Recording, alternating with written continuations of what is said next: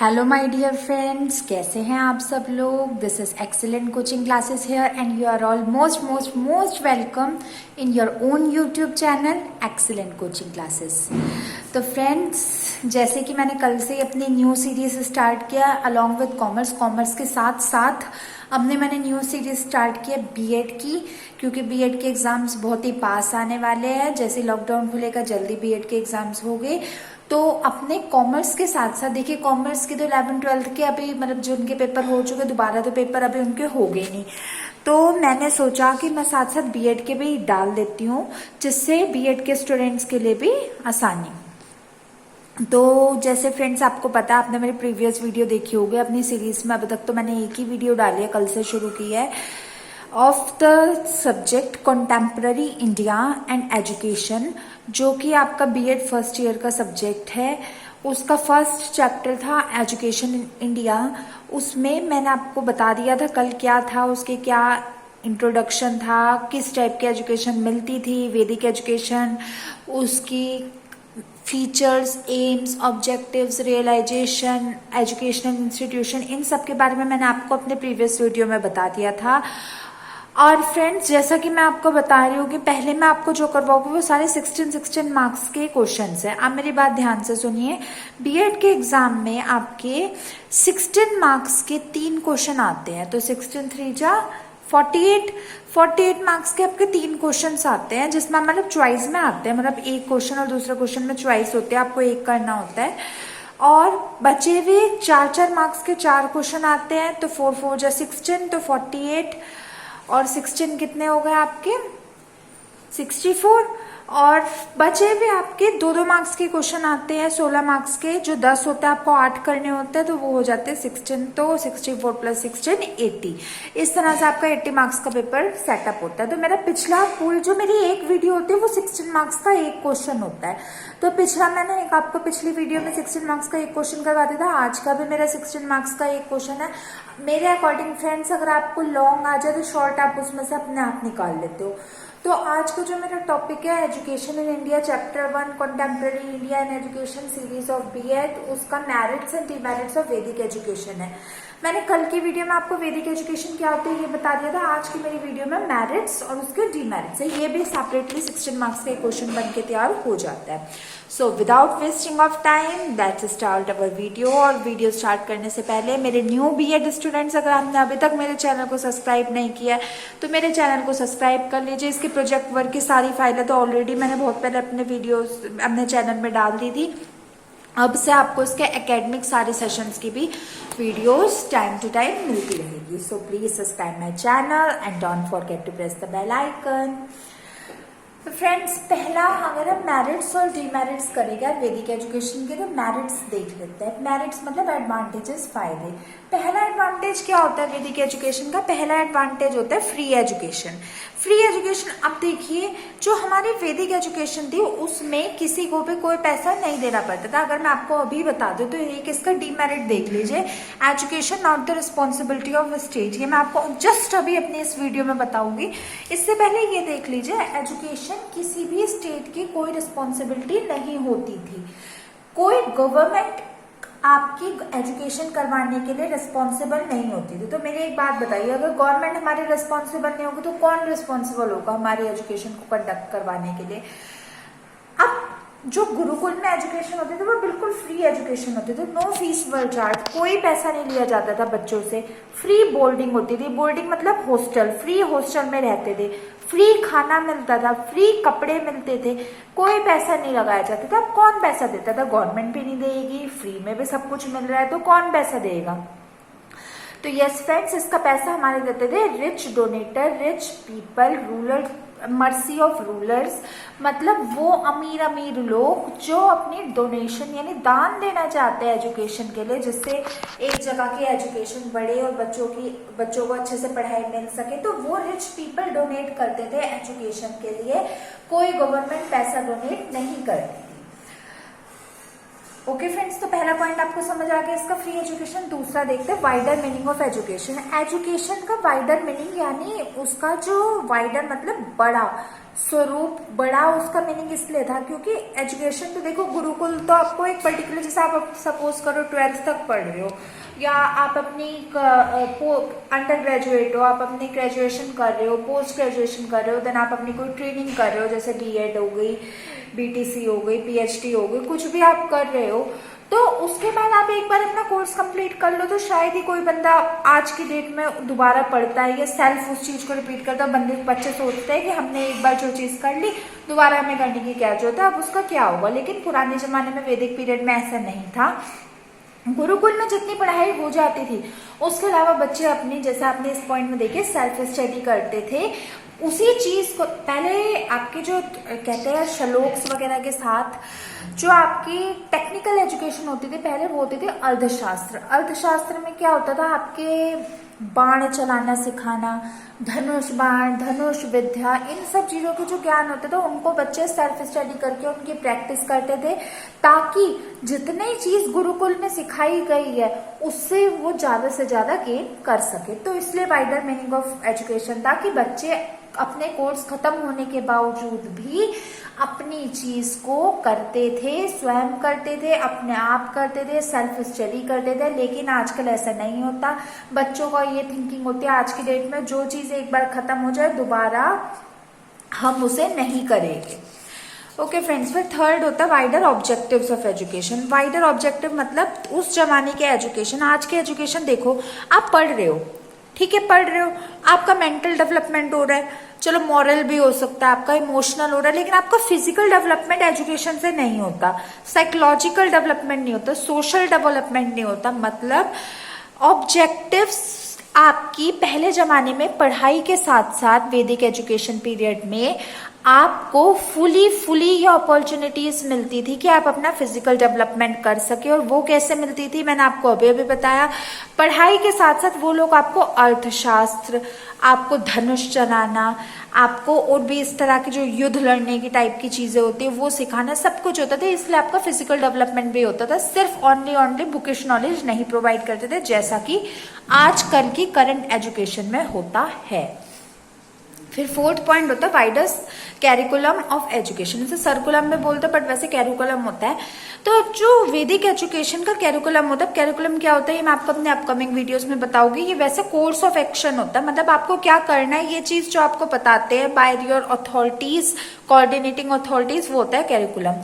तो कैरिकुलम जो डेवलप होता था वो बोथ फिजिकल और स्पिरिचुअल चीजों को, यानी अपनी फिजिकल चीजें जिससे आपका डेवलपमेंट, और स्पिरिचुअल यानी पहले जमाने के लोग विद्या, एजुकेशन, रिलीजियसिटी को बहुत मानते थे। आप जिस भी रिलीजन को बिलोंग करते थे उस रिलीजन के अकॉर्डिंग आपके उसके दायरे में रह के एजुकेशन प्रोवाइड करवाई जाती थी। तो जो कैरिकुलम है वो इस तरह से सेटअप होता था कि पढ़ाई के साथ साथ आपका स्पिरिचुअल यानी रिलीजियस डेवलपमेंट भी हो जाए। फिर होता था स्पेशलाइजेशन।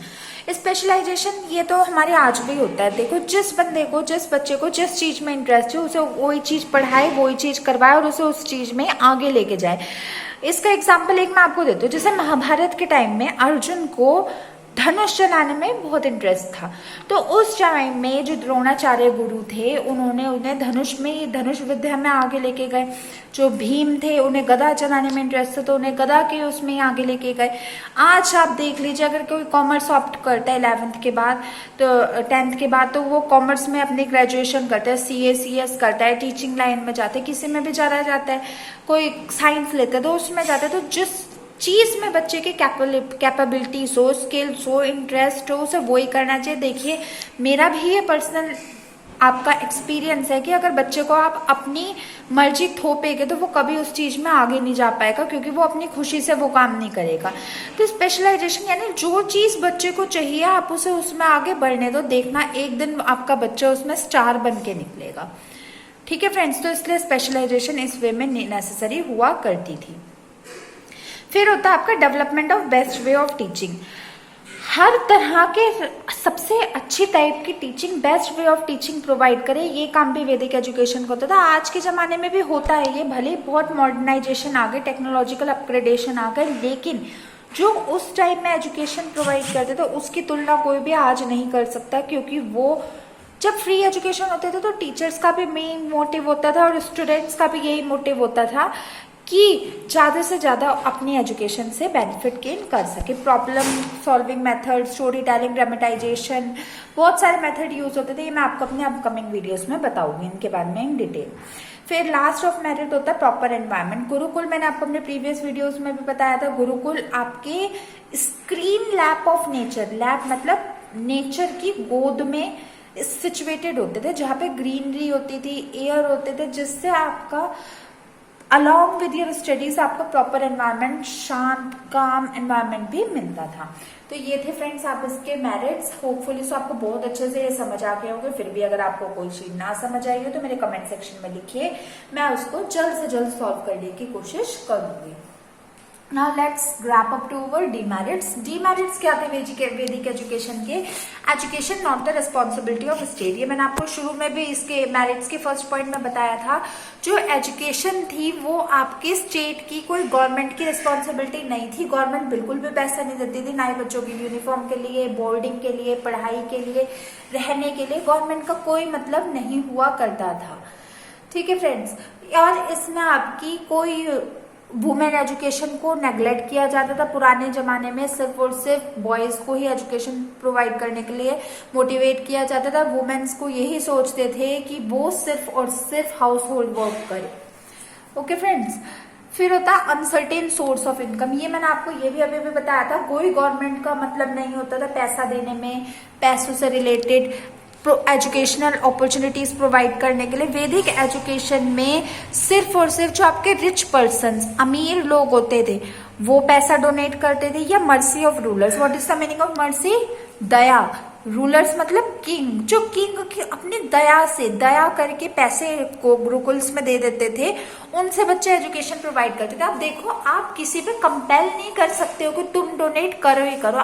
उस बंदे की मर्जी है तो वो करेगा। रूलर्स या रिच पर्सन की अगर अपनी मर्जी तो वो डोनेट करेगा, वरना आप किसी पे कोई कंपल्शन नहीं डाल सकते कि तुम्हें डोनेट करना ही करना है। तो इसलिए अनसर्टेन मतलब फिक्स नहीं होती थी इसकी इनकम। फिर होता, आजकल तो बच्चे देखो स्कूल में फीसेस लेते हैं, स्कूल्स के टीचर्स फीसेस लेते हैं, तो वो तो फिर अपॉर्चुनिटीज प्रोवाइड करते थे। तो जितनी स्कूल की इनकम है वो तो फिक्स है, लेकिन उनकी इनकम फिक्स नहीं होती थी। ऐसा हो सकता था कि एक समय किसी ने बहुत पैसा दे दिया और अगले बार वो कोई भी ना दे। फिर होती थी लैक ऑफ यूनिफॉर्मेलिटी इन करिकुलम। अब कैरिकुलम माना, देखो इसका एक एडवांटेज था वाइडेस्ट कैरिकुलम ऑफ एजुकेशन, क्योंकि वो फिजिकल और स्पिरिचुअल डेवलपमेंट करवाता था, लेकिन यूनिफॉर्मिटी नहीं थी, फिक्स नहीं थी। क्यों नहीं थी? क्योंकि वो अपकमिंग चेंजेस को कंसीडर नहीं करता था, मतलब वो समय के साथ चेंज नहीं हो सकता था। उसने कह दिया कि फिजिकल और स्पिरिचुअल डेवलपमेंट को अपनी कंसीडर करो अपने एजुकेशन में, लेकिन वो इसके बाहर नहीं निकलता था, वो इसे ही सिर्फ कंसीडर करता था। ओके फ्रेंड, फिर होता है emphasis on cramming. What is the meaning of cramming? रटना। जैसे कहते हैं ना रट्टू दोता जो बच्चे होते हैं, तो पहले जमाने में देखो प्रिंटेड बुक्स तो हुआ नहीं करती थी, बुक्स तो होती नहीं थी, तो स्टूडेंट्स को रोट मतलब भी रटना होता है और क्रैमिंग मतलब भी रटना होता है। तो स्टूडेंट्स को रटने पड़ते थे उस टाइम के लेसन, श्लोक जो होते थे। और इंटेलिजेंट वही बच्चा कहलाता था जो सब चीजें अच्छे से रट लेता था, रटने में कामयाब होता था, वो ही उस टाइम का होनहार और इंटेलिजेंट बच्चा कहलाता था। फिर होता है हार्श डिसिप्लिन। जो टीचर्स की कमांड होती थी वो सबसे ज्यादा वैल्यूएबल होती थी, मतलब जो बात टीचर ने कह दी वो पत्थर की लकीर हो गई, कोई भी बंदा उस बात को टाल नहीं सकता था।